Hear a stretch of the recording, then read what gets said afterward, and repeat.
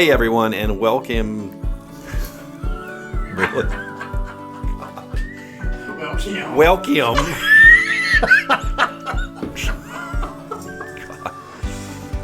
Let's start over again. You should just kept rolling with it. I am. I haven't stopped it. I'll just edit all this out.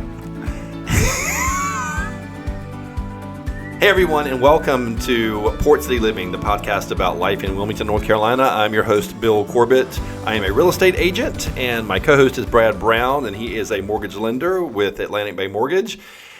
And today, we're taking a field trip to the awesome little city of Southport. We thought we bored you enough with Wilmington, so we thought, let's go take a field trip to Southport. I don't think we bored you with Wilmington. We have lots to talk about with Wilmington, but we thought this would be kind of a fun story to tell about our trek down to Southport and the fiasco that was. It was a fiasco, but to visit a place like that in the dead of winter with 75-degree temps, not too bad. Yeah, because the day we went, it was a Thursday, last Thursday.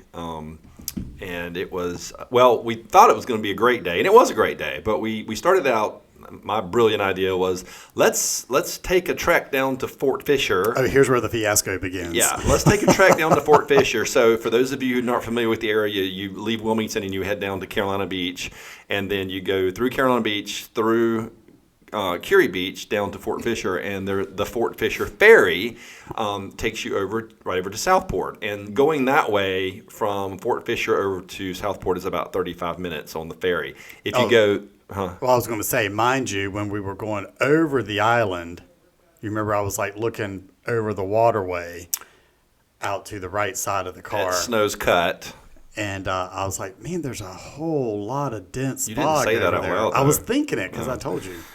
So anyway, we get down there, and I think, I'm so excited to ride the ferry because I haven't done it in so long, and it'll be so awesome, and I'll get some good footage. Gosh, can't even talk of this, and we get down there, and it's closed. Yeah. Wah, wah. And could not find anything that announced this closure. No, there was nothing. You go to the NCDOT website, you look it up on Facebook. So finally, we were like, just Google, why is the Southport Fort Fisher Ferry closed? And the only place I found an answer was on Twitter, or now X. X. Yeah. Which is an odd place, but I thought it was odd. And then somehow in that, I did sign up for the text alerts. So if you're, frequently going down there, at least get on the text alerts, because all weekend long it was closing and opening and closing and opening due to the fog situation down there. So rule of thumb, if you're going to take the ferry, make sure that you figure out if it's even actually open. So we spent 30 minutes going down there for no reason. So then we had to trek all the way back through Curie Beach, Carolina Beach, into Wilmington, and all the way around, over the bridge, through the woods, and we passed grandmother's house, I think, at one point. Yep. And from Wilmington going the land route, it's about 40, it says 42 minutes, but somewhere along in there. It's not a bad drive. It's actually an awesome drive. So if you take 74 over the bridge to Leland, and then you take a left on 133, it's actually a really nice country drive. Yeah. It's really quite charming. So we finally get over there, and by that point, the fog is even heavier because we get into Southport, and when you're driving into Southport proper, you're on Howell Street, and Howell Street takes you, if you go all the way to the end, it takes you right to the water of the Intracoastal. Is it the Intracoastal? No. The river. It's the river. Yeah. Sorry. It's the Cape Fear River. And you couldn't even see the water. That's how dark it was. Yeah. And how foggy it was. Yeah, kind of cool. Yeah. But we decided to park and trek around and kind of explore some of the awesome places that Southport has. And it's such a charming little sleepy town. It's a historic town. It was established in 1792, so it's been there for a long time. Actually, I read where the Spanish explored this area down there in the 1500s. Pretty cool. What else is cool? Free parking. You were Oh, amazed. that's right. that I it was free amazed. We parked parking. right on the main street, Yep. right in downtown, and I was like, "Where's the little money thing? Where's the meter? Where's the meter? Where's the meter?" None in sight. And I kept saying, "Is my car going to be there when I get back? Because somebody's going to take this thing."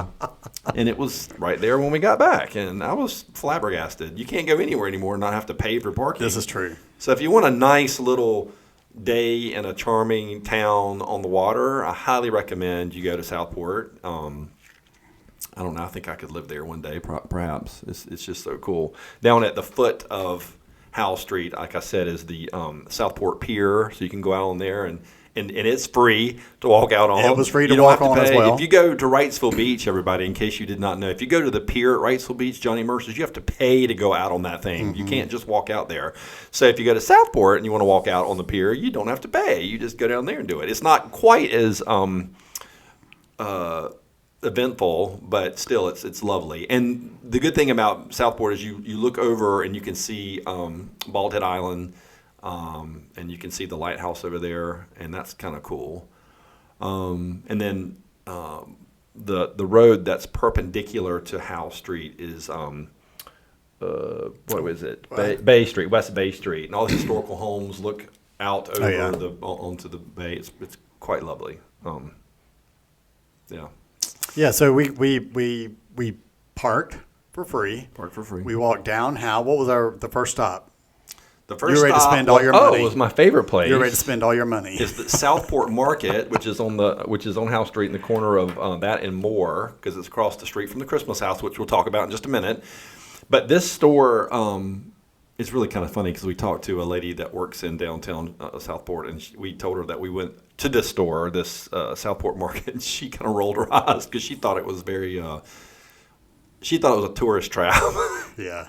But I thought it not. was quite awesome. Yeah, I mean, they it had was some nice. stuff in there that I've never seen before. And I mean, things like, every kind of candy you can think of. And then they had all kinds of like houseware stuff and those cool little dish towels with all these funky sayings on there. Mm-hmm. What was the one that I laughed at? Like, I laughed so hard that the tears ran down my leg. I was like, okay. That's interesting. And I remember that coffee mug that was so cool. Yeah. Good prices. Very Not good an endorsement, prices. but good prices Yeah, there. very good prices there. And then they had a back room with all kinds of T-shirts and hats. And That might be sort of the tourist trap that she was referring to because so many things were branded Southport. well, this is true because I fell into that trap. I decided I wanted to get me a long sleeve tee that had Southport on it. A really cool logo on the back with the sunset and all that good stuff. And I thought it said 28, but it did not. It said 38. So when she rung it up, it was a $40 T-shirt. And I was like, good Lord, this is ridiculous. But I bought it anyway, and it's really cool.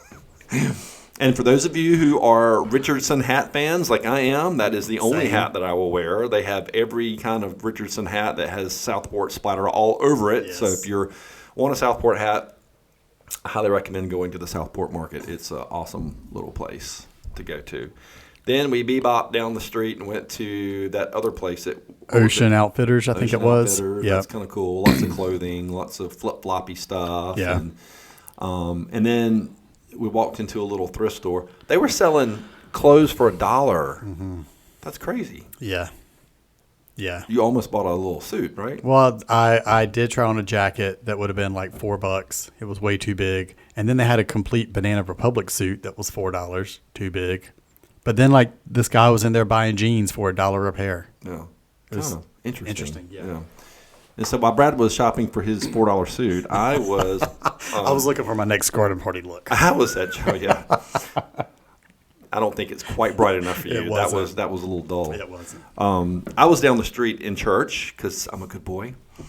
I saw this beautiful little Episcopal church that was this particular version of it was built in 1843. The original version was built in 1768 in Brunswick Town, which is sort of between Southport and Wilmington. It's a section of this area that was called Brunswick Town, and it's no longer exists anymore. But the original church, the ruins are there for it, and that's kind of cool. But this particular church is a little white church that was built in 1843, and you can take tours of it. And they still have some services like on Wednesday nights, but the new Episcopal church is next door to it, which is a little bit more modern. But it was quite lovely, and went in there and got the tour.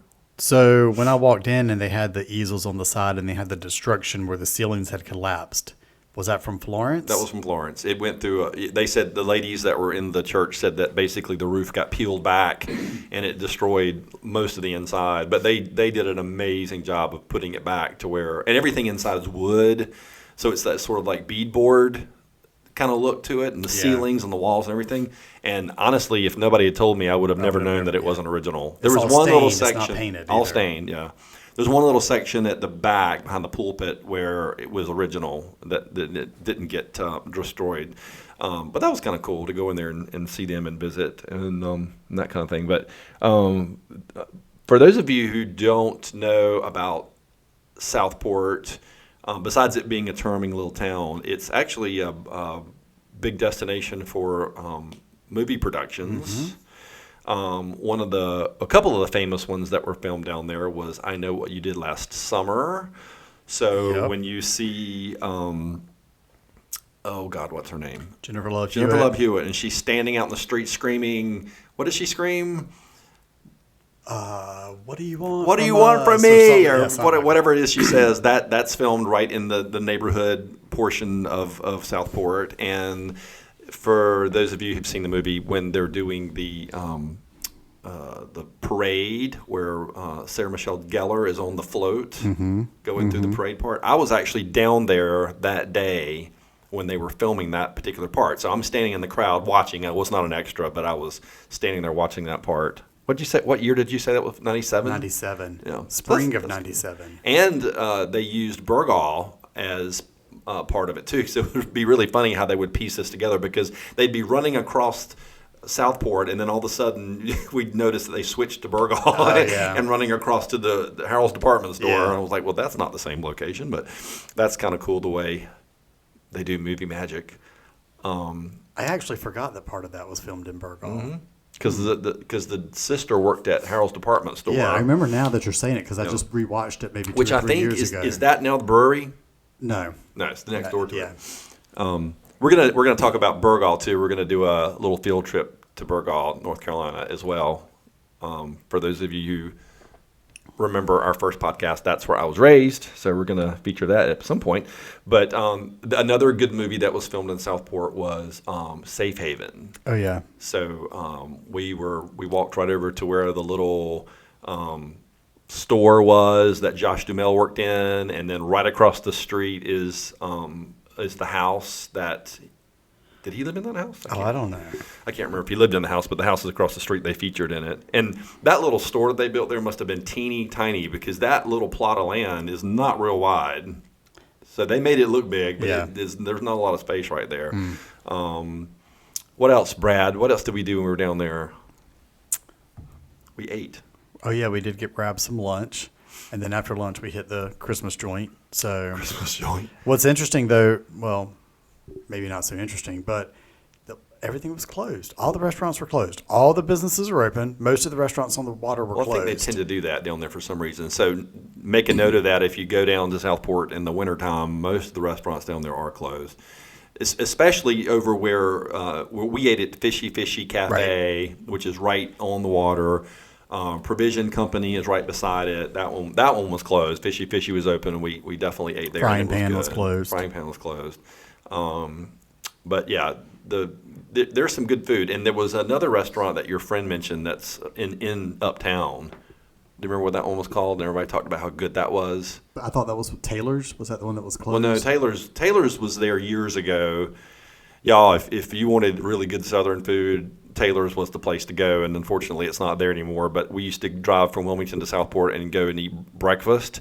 And they had the best biscuits and gravy I've ever had in my life. It would make you slap everybody in your family. It was that good. But it's not there anymore. No, it was another restaurant that she mentioned on one of the streets. Anyway, there's a lot of good little restaurants to eat at when they're open.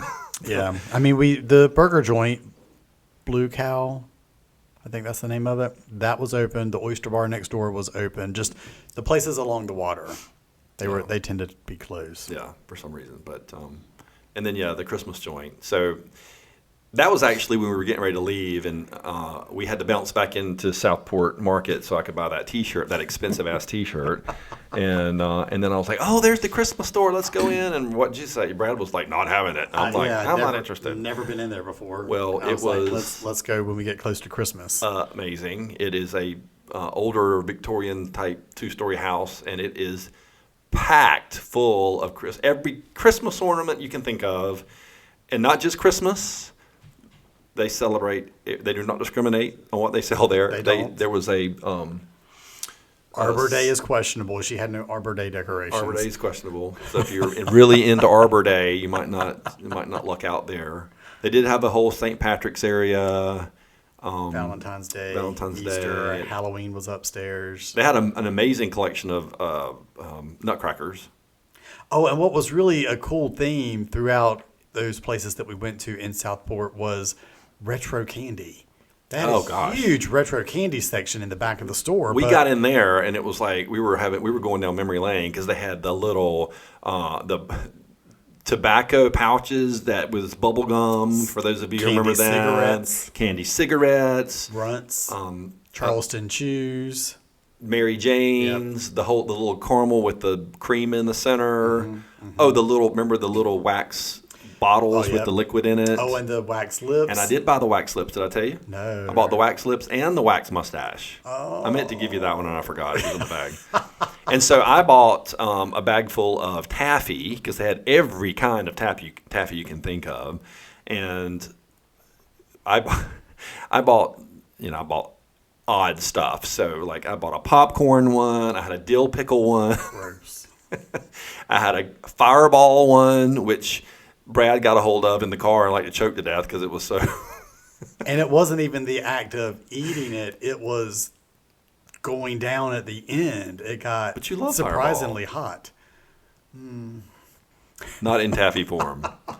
Brad's more of a liquid Fireball form kind of guy. I don't know. I thought the dill pickle was kind of good and interesting. Popcorn I could do without, but and the best one I thought was the mango chili. That was absolutely outstanding. So. I didn't have that one. Yeah. So, and I ate, I think I got like 15 pieces or whatever, and we ate 3 or 4 in the car, and then I got home the next night and ate every single one of them right back to back. It was outstanding. Outstanding.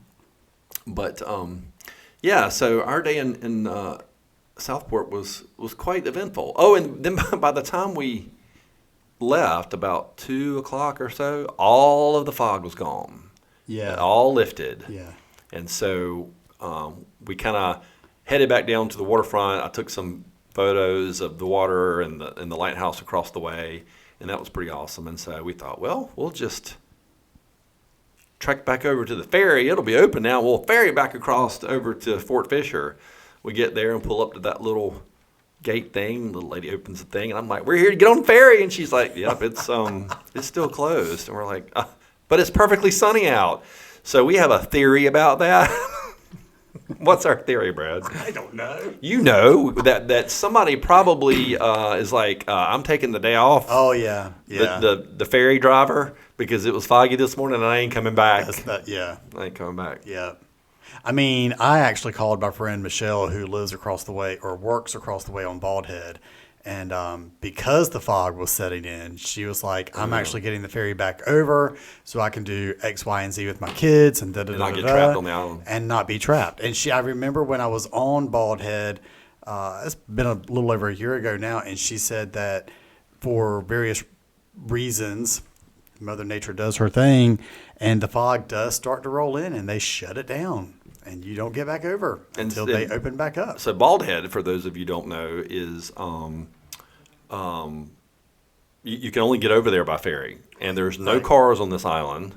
It's all just houses. If you want to go over and hang out, you can go over and hang out. It's open to the public to do that. But you can rent a golf cart or you can rent bikes and you can ride around, which I've done that before. I did that several years ago. I had some friends in town, and we went over there and spent the day and rode around. It's beautiful over there. Yeah. But if you live over there, which is quite expensive, I think.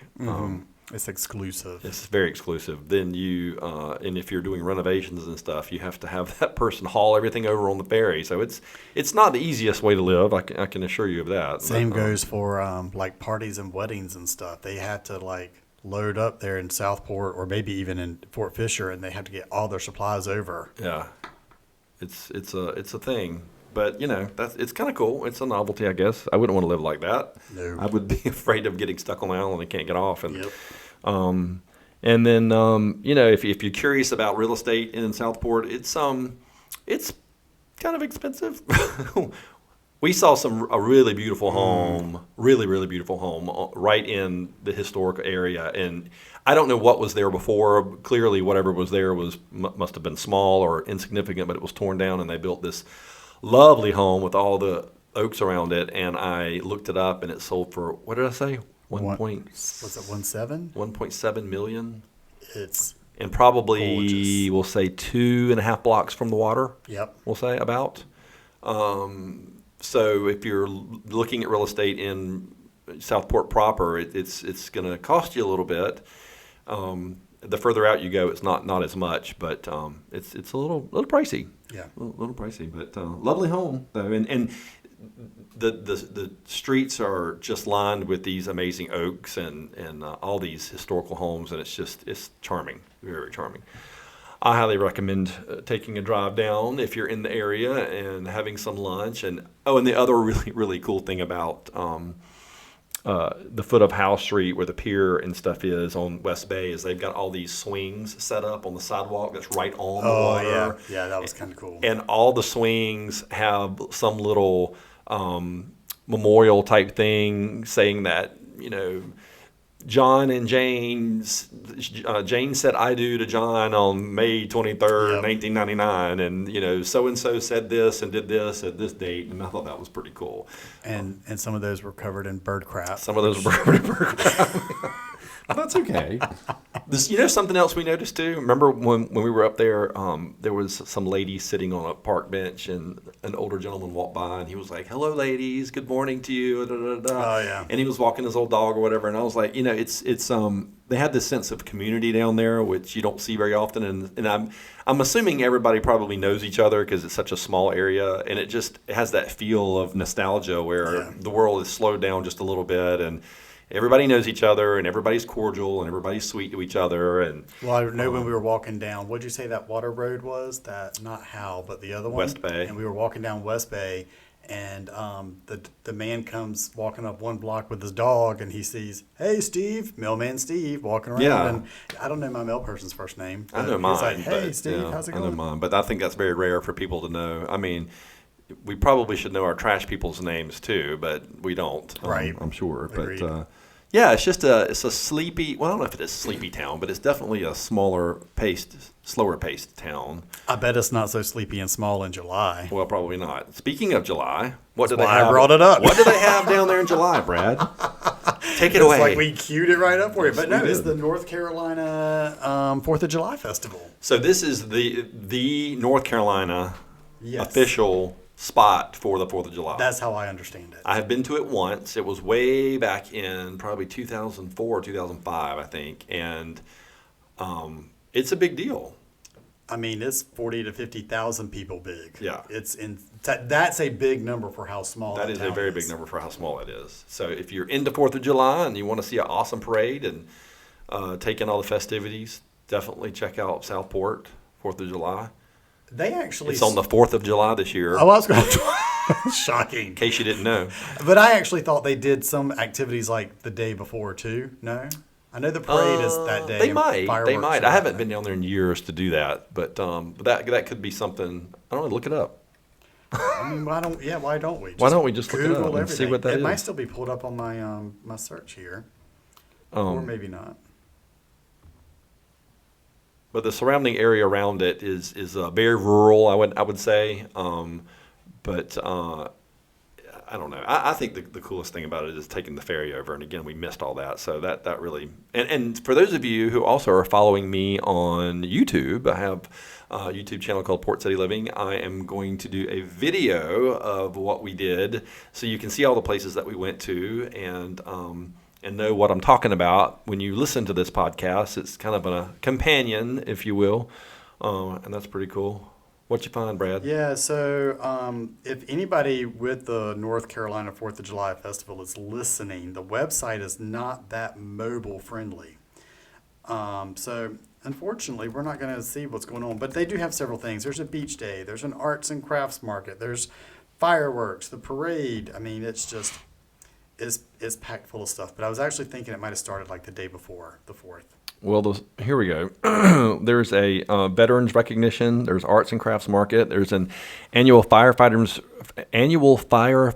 freedom competition and apparatus expo. There's a beach day. There's the parade, of course, and there's fireworks. Yeah. So that's pretty cool. The website on your computer is going to be a little bit better for you on that. But yeah, and then it says that this thing's been going on for over 200 years. So that's a long-standing event for any community.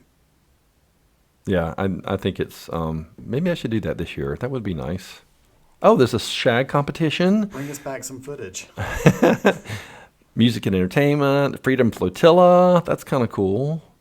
So yeah, so there's lots of stuff going on down in Southport, especially for 4th of July. So you should get yourself involved if you're down here. Check it out. Yeah, for those of you who live in Wilmington, get down there and check it out. Southport's awesome. It really, really is. So that is the story of our trek to Southport, and it was, I think, quite successful. I had an awesome day with you, Brad. It was a good time. It was a really good day, and it ended up being a beautiful day after all that fog burned off. And but we'll get to ride that ferry one day. We'll go back there and do it again, and talk to you about the ferry ride over. Later. Real eventful, but anyway, I highly recommend Southport. The views, the food, the nostalgia. It's a great place to be, a great place to probably stay for a weekend or whatever, but highly, highly recommend it. So 10 out of 10. 10 out of 10. 10 out of 10. So thank you so much for joining Port City Living in this episode. Greatly appreciate it. And I'm Bill Corbett with Port City Living, Fathom Realty, and Brad Brown with Atlantic Bay Mortgage Group. Mortgage. Thank you so much for tuning in. And remember, as always, if someone doesn't have a smile, then give them yours.